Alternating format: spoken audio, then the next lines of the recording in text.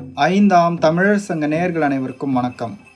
ஐந்தாம் தமிழர் சங்கம் உறுப்பினர்கள் மற்றும் நேயர்கள் அனைவருக்கும் பொங்கல் மகாபாரத வெற்றி விழா நல்வாழ்த்துக்கள். நம்ம 24ஆம் தேதி அன்று இந்த பொங்கல் விழாவை கொண்டாடியிருந்தோம். அந்த பொங்கல் விழாவை பற்றின ஒரு சிறிய முன்னோட்டம் தான் உங்களுக்கு காட்ட போகிறோம். முதல் நாள் பண்டிகை போகி பண்டிகை. இந்த பண்டிகை அன்னைக்கு போகி கொளுத்திட்டு மோளம் அடிப்போம்.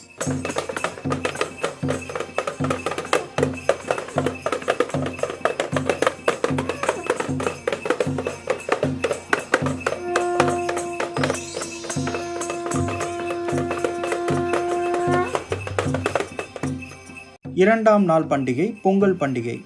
இது எதுக்காகனா மகாபாரதத்தின் வெற்றி விழாவிற்காக இந்த பொங்கலை கொண்டாடுகிறோம்.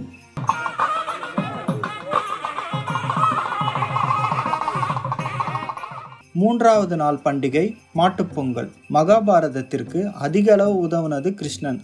அப்போ கிருஷ்ணனுக்கு நம்ம பொங்கல் வைக்கிறது தான் இந்த மாடுகளை நிற்க வைக்கிறோம். ஏன் மாடுகள் அப்படின்னா கிருஷ்ணர் இடையர் சமூகத்தை சேர்ந்தவர். அதனால அவருக்காக மாடுகளை நிற்க வச்சு நம்ம மாட்டுப் பொங்கல் கொண்டாடுகிறோம். நான்காம் நாள் பண்டிகை காணும் பொங்கல். போரில் வெற்றி பெற்ற பாண்டியர்களுக்கும் போரில் தோல்வியடைந்த குறவர்களுக்கும் ஒரு சமரசம் ஏற்படுத்தியது தான் இந்த காணும் பொங்கல். அந்த நாளில் பாண்டியர்கள் விவசாயத்தின் மூலம் உருவாக்கிய அரிசி, நெல், கிழங்கு இவற்றையெல்லாம் குறவர்களுக்கு கொடுப்பார்கள். குறவர்கள் இவர்களுக்கு ஆடுகள் கொடுப்பார்கள். இவற்றை பரிமாறி சமரசம் அடைந்து மகிழ்ச்சியாக கொண்டாடிய நாள் தான் காணும் பொங்கல். இப்பொழுது இதை பற்றி விரிவாக பாண்டியன் ஐயா பேசுவார். மகாபாரத போர் ஏன் தொடங்குச்சுன்னா, ஈழத்து மன்னர்கள் தாமிரபரணி ஆற்றின் கழிமுகத்தில் விவசாயத்தை தொடங்குவதற்காக ஒரு பகுதி காடுகளை கொளுத்துறாங்க. அப்போ அதற்கு தான் கேரள குறவர் சமூகத்திலேருந்து அதுக்கு எதிர்ப்பு வருது. அதுதான் அதனுடைய போருடைய தொடக்கமாக இருக்குது. அது அவங்க எதிர்க்கிறாங்க. அவங்க அதுக்கப்புறம் அந்த சண்டை வருது. அந்த சண்டையில் பாண்டியர்கள், கிருஷ்ணனும் பாண்டவர்களும் வெற்றி பெறுறாங்க. அதைத் தொடர்ந்து தென் தமிழகத்தில் முதலிலும், அதுக்கப்புறம் தமிழகம் எங்கும், அப்புறம் இந்தியாவெங்கும் விவசாயம் வளர்கிறது. அதுதான் அப்போ மகாபாரத போரின் வெற்றி விழா தான் இந்த பொங்கல் விழா. அதை பொங்கல்னு மாற்றி வச்சுருக்காங்க. அஸ்ஸாமில் இதுக்கு மகாபிகு அப்படின்னு தான் அதுக்கு பேர். பிகு என்றால் போர்னு அர்த்தம்.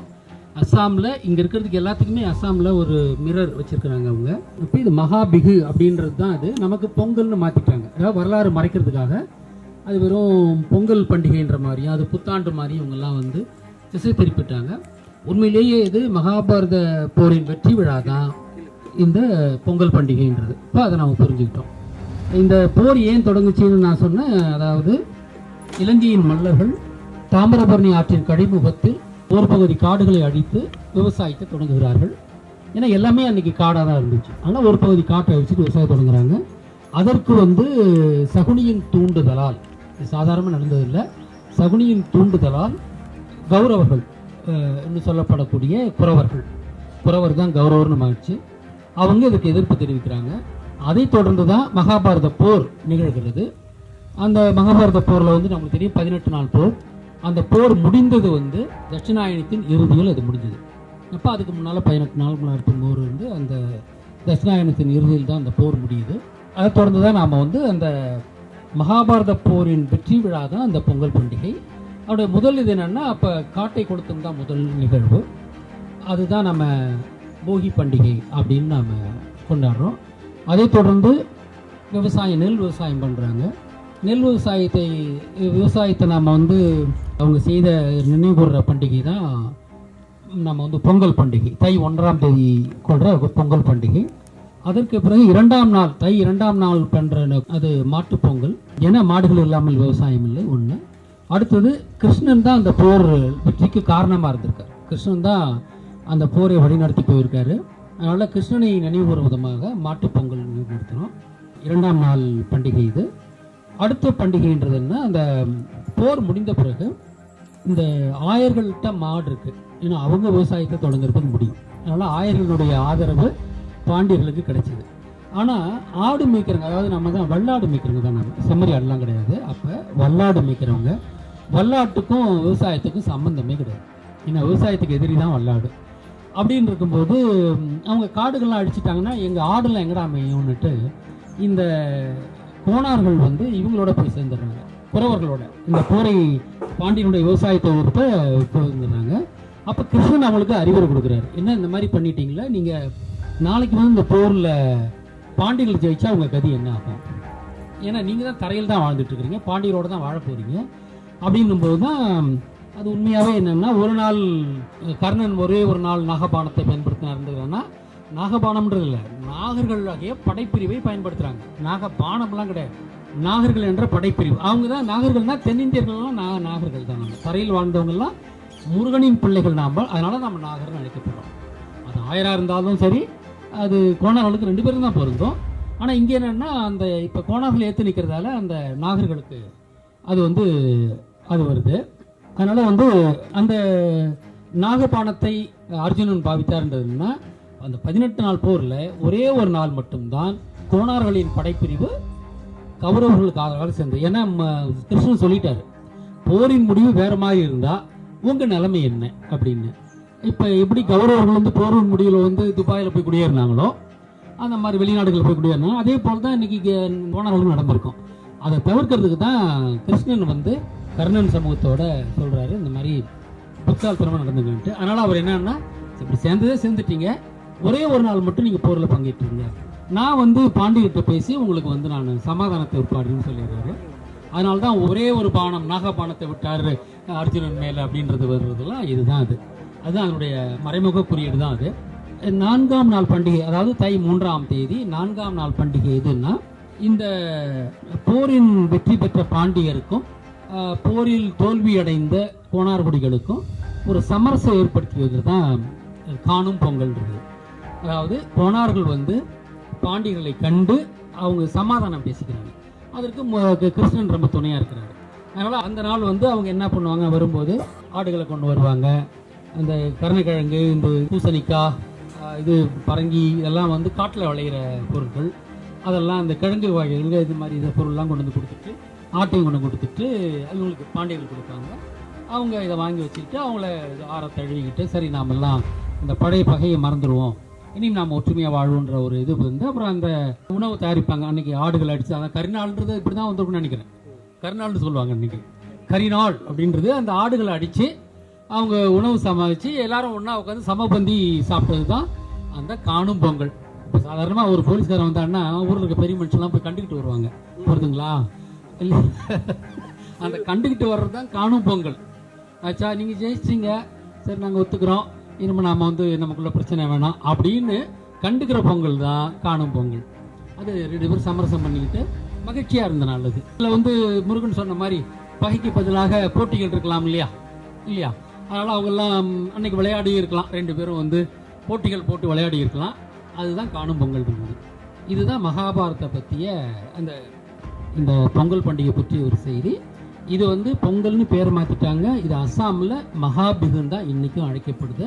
அங்கே வந்து பார்த்தீங்கன்னா சித்திரையே வந்து ஒன்றுக்கும் இந்த பிகுன்ற பேர் தான் வச்சுருக்காங்க. சித்திரை புது வருஷம் இருக்கு இல்லையா, அதுவும் பிகு தான். கார்த்திகை தீபம் இருக்கு இல்லையா, அதுவும் அவங்களுக்கு பிகு தான். இதுதான் மகாபிகு. அந்த பேரில் நான் மறந்துட்டேன், இது ஒன்று தான் ஞாபகம் இருக்குது. சித்திரை திருவிழாவே அவங்கள வந்து ஒரு பிகு தான். அதாவது அப்படின்னா அது போர் தானே இல்லையா, அது அந்த விவசாயம்னாலே போரின் அடிப்படையில் வந்ததால் சித்திரை முதல் நாளையும் அவங்க வந்து பிகுன்னு தான் கொண்டாடுறாங்க. கார்த்திகை தீபம் தெரியும் இல்லை, முருகனுடைய போர் இல்லையா, இந்த கார்த்திகை தீபம் பிகு தான். இதில் மகா பிகு தான். அவங்களுடைய நம்மளை போல தான் அவங்களும் கொண்டாடுறாங்க. அரிசி இது பண்ணுவாங்க, அவங்களும் கட்டையை கொளுத்துறாங்க முதல் நாள். அஸ்ஸாமியர்கள் அப்படி பண்ணுறாங்க. இது அப்படியே அங்கே வந்து ரிப்பீட் பண்ணியிருக்கிறது தான் அஸ்ஸாமில் இருக்கிற இந்த இது. ஸோ அதையும் நான் வச்சு தான் இதெல்லாம் நான் மீட்டெடுக்கிறதுக்கு, அதுவும் எனக்கு அஸ்ஸாமும் உதவியாக இருந்தது நினச்சிங்களா. அது நான் வீடியோ போட்டிருந்த உடனே ஒருத்தர் எனக்கு அஸ்ஸாம்லேருந்து எனக்கு பின்னூட்டம் போட்டிருந்தார், ஐயா அப்படி யூனிட்டு அப்படின்னு சொல்லிட்டு, அதுவும் எனக்கு உதவியாக இருந்தது. அதுக்கப்புறம் அவங்கள போய் ஆராய்ச்சி பண்ணி அப்போ இது சரிதான் அப்படின்ற இதுக்கு வர்றதுக்கு இது ஒரு காரணமாக இருந்தது. அப்புறம் பீஷ்மர் இறந்த தேதி வந்து தட்சிணாயனத்தின் முடிவுன்றதால அன்னைக்கு தான் போர் முடிஞ்சதுன்றது. அது வந்து பொய் பண்டிகைக்கு அந்த கடைசி நாள் போகிறது. அதை விழாவாக கொண்டாடும் போது காட்டை கொளுத்தின் குறியீடாக இந்த புகை பண்டிகையும், புகை போகிறதாங்க போகி, புகை போக்கிலாம் சொல்கிறோம் பார்த்தீங்களா, புகை போவதை தான் போகி அப்படின்றோம் நாம். அடுத்தது அந்த நிலத்தில் விவசாயம் செய்து அரிசி விளைவித்தது குறியீடாக பொங்கல் படையல். அப்புறம் மாடுகள் விவசாயத்திற்கு துணை செய்ததாலும் கிருஷ்ணன் இந்த போரில் துணை செய்ததாலும் ரெண்டையும் குறிக்கிற மாதிரி கிருஷ்ணனுக்கும் மாடுகளுக்குமாக மாட்டுப்பொங்கல் கொண்டாடுறோம். 4ஆம் நாள் தான் அந்த நம்ம சமூகத்துக்குள்ளார ஒற்றுமை வரணுன்றதுக்காக இந்த ஒற்றுமை இதுவும் காணும் பொங்கல் அப்படின்றது கொண்டாடுறோம். இதுதான் மகாபாரதத்தை பற்றிய கதை. இது ஏற்கனவே நான் வெளிப்படுத்தியிருக்கேன். இருந்தாலும் ஐயா, போகி அன்று ஏன் எல்லாரும் மோல் அடிக்கிறோம்? சரியான கேள்வி கேட்டிருக்கீங்க. அதாவது காட்டை கொளுத்தும் போது பார்த்தீங்கன்னா, முருகன் காலத்தில் நீங்கள் வந்து சொக்கப்பண்ணை கொளுத்துவாங்கல்ல, அது வந்து காட்டை கொளுத்துவதனுடைய, பணங்காட்டை கொளுத்துவதனுடைய ஒரு இதுதான். அப்பயுமே பார்த்தீங்கன்னா மேளம் அடிச்சுட்டு தான் வருவாங்க. சுற்றியும் சொக்கப்பண்ணி சுற்றி மேலே அடிப்பாங்களா ஆச்சுங்களா. அதே போல் போகி பண்டிகை அன்றைக்கும் மேளம் அடிப்பாங்க. எதுக்குன்னா, இவங்க காட்டை சும்மா கொளுத்திட முடியாது. அங்கே இருக்கிற விலங்குகளை முடிஞ்ச வரைக்கும் நம்ம வெளியேற்றிடணும். சின்ன சின்ன உயிர்கள் சாக தான் போகுது, எப்படி இருந்தாலும் அது இருக்காது. ஆனால் பேருயிர்களை எல்லாம் காப்பாற்றுறதுக்காக பெரிய சத்தத்தை எழுத்துவாங்க. மேளம் அடித்து பெரிய சத்தத்தை எடுத்துட்டு முதல்ல ஓடுவாங்க. அந்த விலங்குகள்லாம் பயந்துக்கிட்டு வெளியில் ஓடிடும். அதுக்கப்புறம் காட்டை கொளுத்துவாங்க. அதற்கு தான் நான் வந்து மேளம் அடிக்கிறது. அதனால் அதை தான் நம்ம இன்றைக்கி திருப்பி இங்கே செய்ய போகிறோம். இது வழக்கமாக அப்படி தான் நாமளும் பண்ணிக்கிட்டு இருக்கோம். சொக்கப்பண்ணை கொடுத்தும் போதும் மேளம் அடிக்கிறோம்.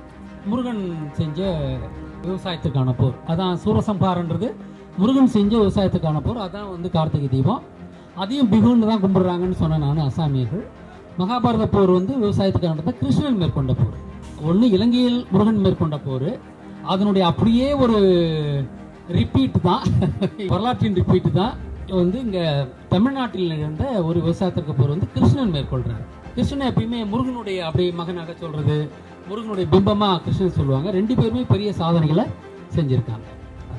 இப்போ ஐயா சொன்ன இந்த உண்மையான வரலாற்று செய்திகளை தமிழர்கள் அனைவரும் நல்லா தெரிஞ்சுக்கணும். இதன்படி வழிபட்டால்தான் நம் கடவுளர்களுடைய அருள் தமிழர்களுக்கு கிடைக்கும். இந்த வரலாற்று உண்மைகளை மேலும் அறிய விரும்புபவர்கள் தமிழ் சிந்தனையாளர் பேரவையில் இருக்கக்கூடிய மகாபாரத விழியங்கள் அனைத்தையும் பாருங்க. அதற்கான இணைப்புகளை இந்த விழியத்தோட டிஸ்கிரிப்ஷன்ல கொடுக்குறோம். நன்றி, வணக்கம்.